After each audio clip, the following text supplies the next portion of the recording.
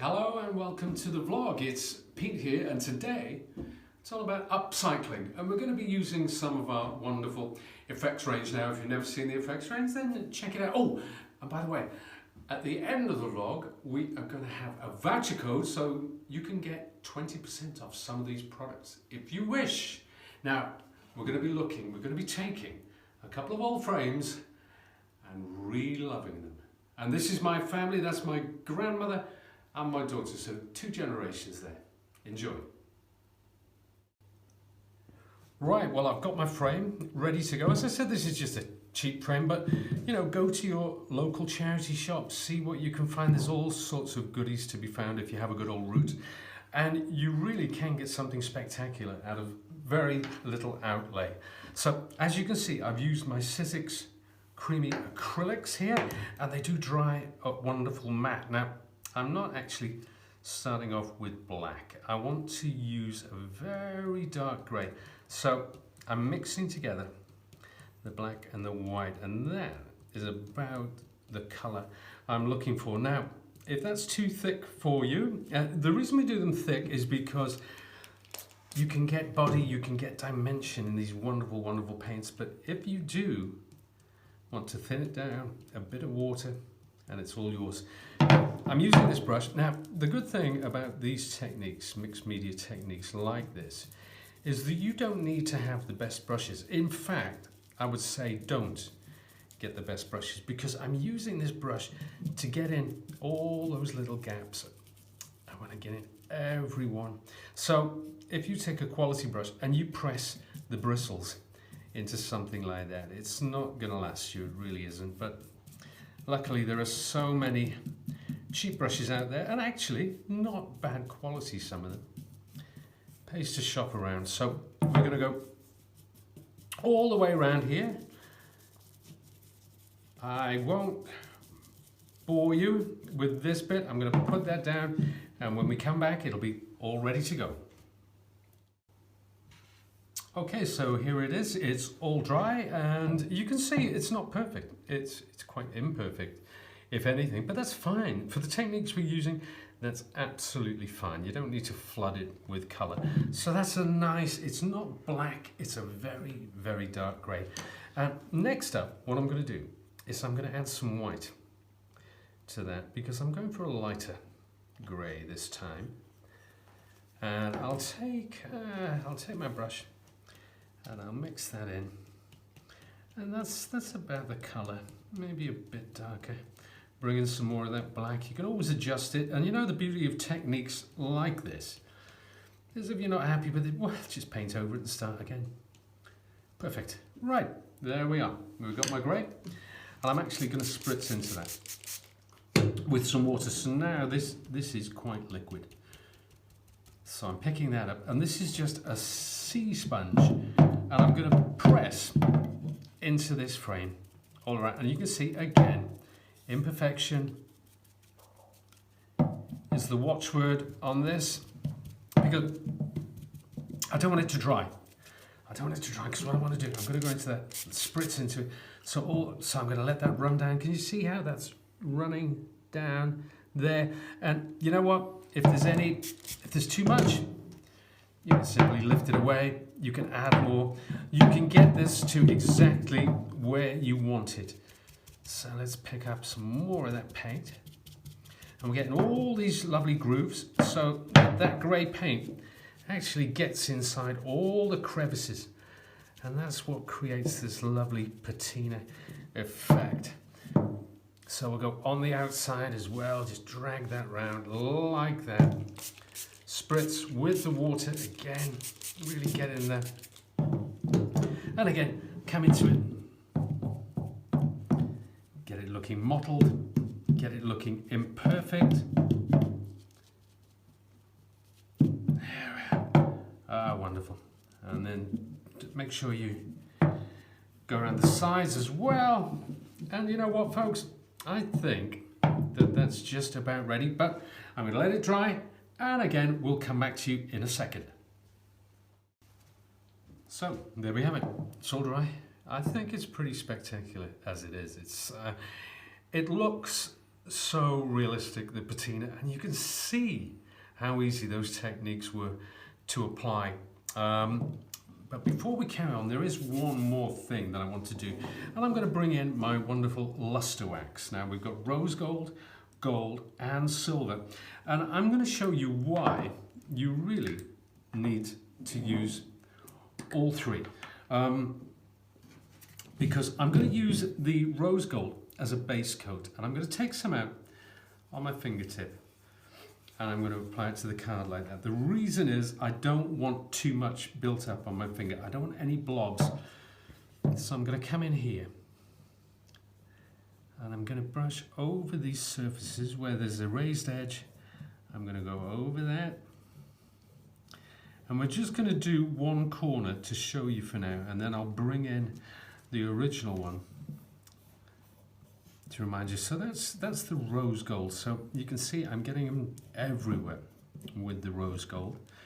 So that's picking up all that gorgeous, gorgeous detail. Then I'm going to take some of my gold. Now I'm going to be a little more sparing with the gold. You can see I'm blending it alongside the rose gold.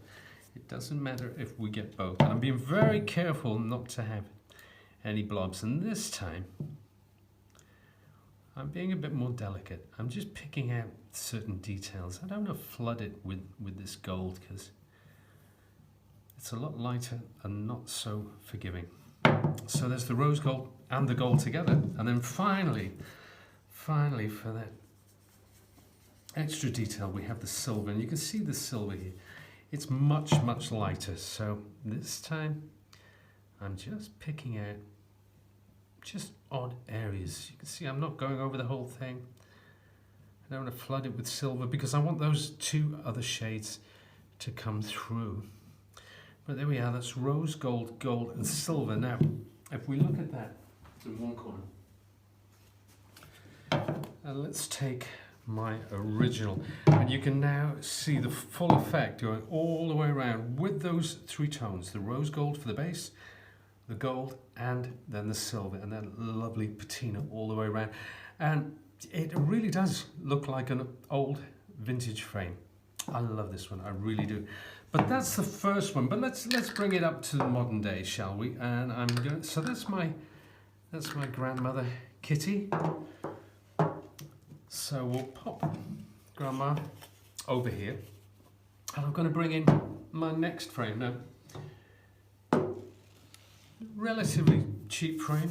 I bought a bunch of these once because they've got a nice wide area, so it means you can do a lot more on it. And you can see this is quite glossy. The reason is I've used some of our 3D adhesive. This is from our Sizzix Effectz range, and you can see that this adhesive is very, very tacky.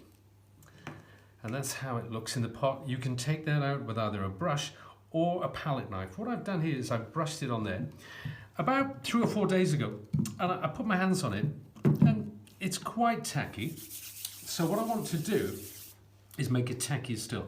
The best way to do that is by using your heat tool. Now, what I'm going to apply to this are some lovely flakes. Now you can see this one contained rose gold decorative metallic flakes, but I've got 4 tubs, one with rose gold, one with silver, and one combining the 3.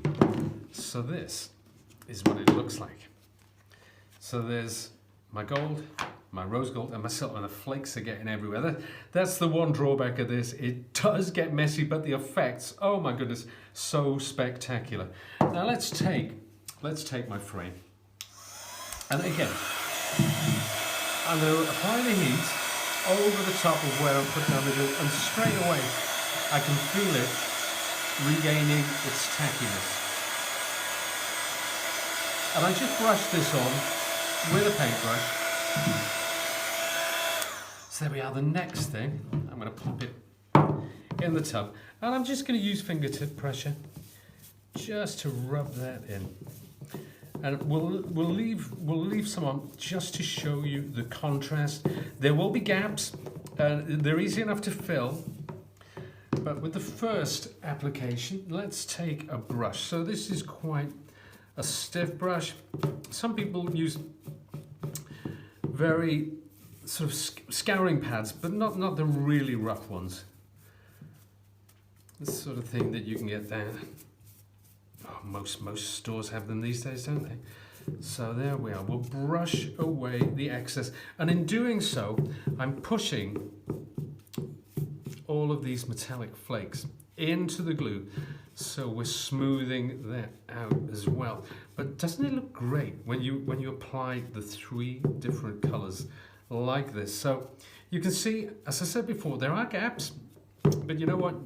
You can go in, you can apply more, and you can just keep filling them in like that until you get absolutely 100% full coverage. So there's a gap there. Let's take some silver. That's missing a bit of silver, that is. And I'm going to rub that on, and lo and behold, there we are. That is all filled. Now, I could go all the way around with this, but I'm not. I'm going to take this, put it to one side, and bring in my original with my daughter Poppy. And pretty cool effect, isn't it? It really is. Now, if you love these flakes, they are marvelous.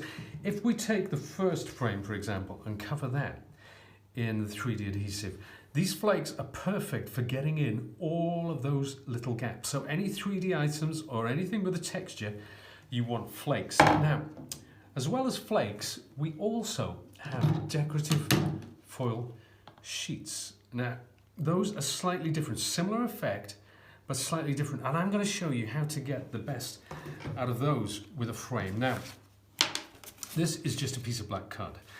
And I'll show you a bit more about the 3D adhesive, because we say 3D because it has body. What that means is it doesn't flatten out and self-level like some adhesives. If I run that through, and oh, be warned by the way, with these, you really need to run these under a warm tap straight away to get that glue off your stencil. So we'll take off the excess there, and let's show you how that comes out. So you can see that if I move that around, you can see it's taken on the depth of the stencil, so it's quite dimensional. Now, if I put that to one side, and I'll take, inside these decorative foil sheets, incidentally, you are getting 10 sheets. So great value for money, because they do last rather a long time. And let me take one of those out, maybe 2. We'll put that just there. Now, this is a frame which I prepared a couple of days ago, and again, it's still tacky, but I will need to activate this with my heat tool, and that's over the top of that adhesive, bringing back that lovely tap as before. So I'm only going to work on one area, but I think it will give you an idea of where I'm going. So let's take my foil sheet, and I'm using fingertip pressure. I'm just pressing into those letters because I want the foil to conform to the shapes of, or rather the dimension of these letters. Wow, how about that? Isn't that fantastic? Doesn't that look great? Let me tilt that in the light. Incredible, really, truly incredible. It always surprises me, and it's always a pleasant surprise. Now we'll work into the bigger numbers because I did use a stencil with larger numbers as well. And you can see that you really need to press into these. It will cover completely eventually, but it does take a little TLC. So we'll go into this other number here. Press in.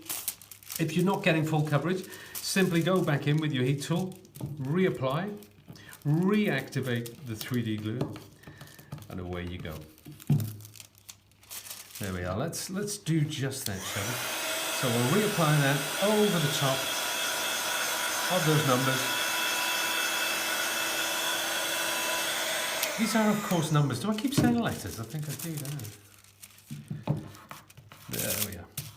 See, it's starting to lift away from the sheet now. Wonderful, wonderful. I can do this all day. Oh, truly, truly magnificent. Right, so you can see I've done this all the way around. It's a great effect. You can use any stencil. It could be a floral, it could be a mechanical, it could be numbers, letters, alphabets. It can be vintage, it can be modern, it can be whatever you want it to be. But I'm sure you'll agree that with this effect, that effect, and this one, we're not short of ideas, especially when we're using our lovely Sizzix Effectz range. So I'm going to go away and finish this off, and see you soon. Thank you very much. I do hope you enjoyed that. I had lots of fun. I love playing around with those techniques. And if you want to take advantage and get some money back on some of these wonderful products which I've shown you today, then use the voucher code PETE20. That's all one word, P-E-T-E 20.